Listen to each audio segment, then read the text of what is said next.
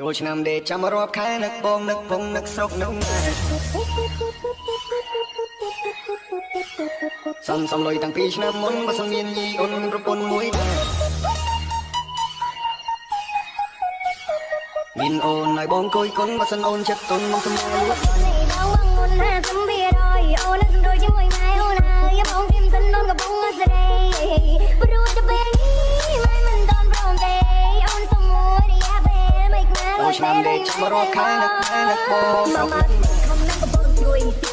ម៉ែកំពុងដេកជួយនេះក៏មិនចាប់អូននឹងកំពុងដាក់នុយពេលម៉ែភ័យម៉ែលេងចិត្តរឿងលួយលើកកាមកសេឲ្យចេះទុកដាក់ក្នុងពេលសេវវិញម៉ូតមុនជាណៃគិតដល់ឆ្ងាយប្រយ័ត្នលបូតចូលឆ្នាំដេកចាំរាប់ខែបងមិនច្បាំងបងមិនមែនស្រួលទេក្នុងកំពុងណែនរកព្រមវិធី